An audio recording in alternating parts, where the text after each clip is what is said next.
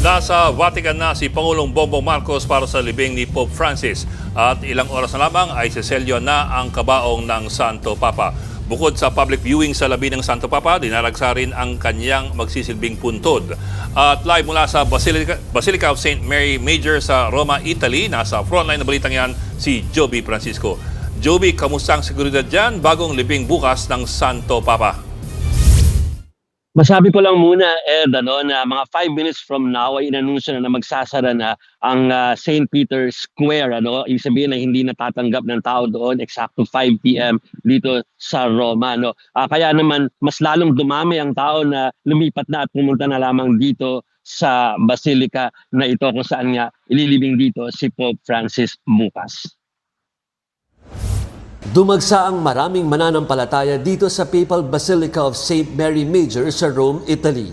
Dito napili ni Pope Francis na ihimlay ang kanyang mga labi. Maaga pa lang ay mahaba na ang pila ng mga nais pumasok sa loob ng Basilica. Puno rin ang mga turista sa church grounds. 8 p.m. oras sa Vatican at nasa alas 2 ng madaling araw dyan sa Pilipinas ay seselyuhan na ang kabaong ni Pope Francis sa St. Peter's Basilica. Mula sa St. Peter's Basilica, dadalhin ang labi ng Santo Papa dito sa Basilica of St. Mary Major ng alas 10 ng umaga bukas. Oras dito sa Vatican o bandang hapon sa Pilipinas. Sasalubungin ng mga mahihirap na mga piling poor and needy ang labi ng Santo Papa bago ipasok sa loob ng Basilica.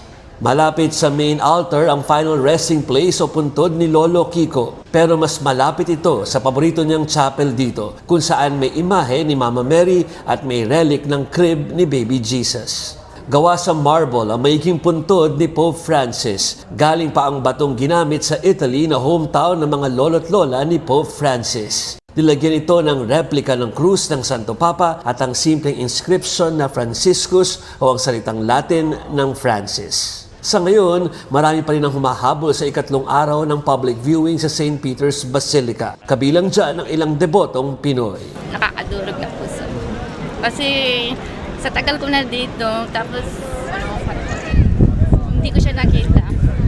First time ko siya nakita. Ed, kahit inanunsyo nga na magsasara in any time now yung St. Peter's Square para sa paghahanda sa libing bukas o sa funeral rites, ay tuloy pa rin naman doon yung gaganapin nga na sealing of the coffin na rites mamaya na dadaluhan ng mga kardinal, kasama nga yung 3 Filipino cardinals na narito na sa Roma. Ed. Okay, Joby, I want to ask you about the procession. Pero before that, kasi yung sealing of the rite of the sealing of the coffin will take place around 8 o'clock p.m. ata dyan sa Vatican, which is mga 2 a.m. dito sa Pilipinas. Yes. Can you describe to us a little bit kung paano ano yung mangyayari dyan sa sealing of the coffin? Ito yung patawag na liturgical rite ito. So, ibig sabihin ay may kasamang mga prayers sa pagkakaintindi natin, and doon sa ganung mga tinuturan ng simbahan. Magpupulong doon ang mga cardinal at yung merong pasensya na hindi ko maalala pero may isang lead cardinal na gagawa doon nung seremonya na yun para ma-seal na nga itong coffin o yung kabaong, yung wooden coffin ni Pope Francis. Yeah, and specifically, I think they're also sealing the zinc coffin before the wooden. But anyway, sige, let's move forward sa procession. Can you tell us exactly how the procession goes? Kasi medyo may distansya yung yung St. Peter's Basilica dun sa Basilica ni Mary Major. I think between 4 to 6 kilometers Pinag-uusapan natin yung kanina, Ed, pero nasagot na yan dahil nagkaroon ng press con ang Holy See kanina lamang. At sinabi na yung magiging ruta at saka kung ano yung paraan. Una ay hindi ilalabas by way of that main road leading to the Vatican yung mga labi ni Pope Francis. So sabihin hindi sa tatawid doon sa St. Peter's Square, ibabalik sa loob at lalabas sa isang exit doon sa likod ng Vatican at pagkatapos ay dadali na nga dito. That's like 20 to 25 minutes away itong Basilica sa aking likod.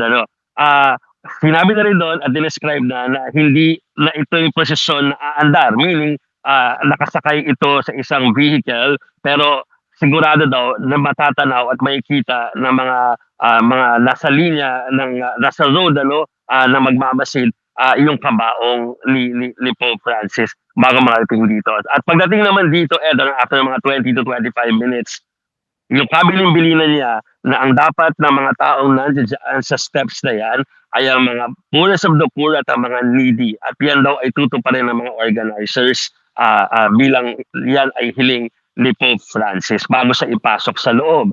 At pagkatapos na may pasok sa loob, pinapaalala sa publiko na walang viewing or hindi allowed pumasok muna dito sa Basilica whole day of Saturday dahil bubuksan na lamang ito kinabukasan hapon ng Sunday. I understand na yung world leaders and yung mga visitors, yung mga VIPs, I suppose doon sila sa funeral rites doon sa St. Peter's Basilica, di ba? So yung nandyan, yung mangyayari diyan sa where you are sa St. Mary's Basilica, Mary Major, I suppose that's going to be a more private affair. Doon sa loob. Actually, that's the wording. That's the word na ginamit ng Holy See. It will be a private, the word, the phrase, private affair yung mangyayari rito tomorrow pag pinasok na dyan. So huling best natin makikita yung well, at least yung mga nandito, baka kasi naka-stream naman yan or baka may camera rin. Pero at least dito, makikita siya bago ipasok yung kanyang interaction o sabihin yung pagtanggap sa kanya ng mga poorest of the poor and the needy. So, last ko na lang, Boka, parang may apparent symbolism din nun eh. Kasi sa funeral rites, nandun yung mga world leaders and mga VIPs sa St. Peter's. Pero where the Pope will have his eternal repose, ang mag-assemble dyan will be the poorest of the poor and the people that he identified with the most.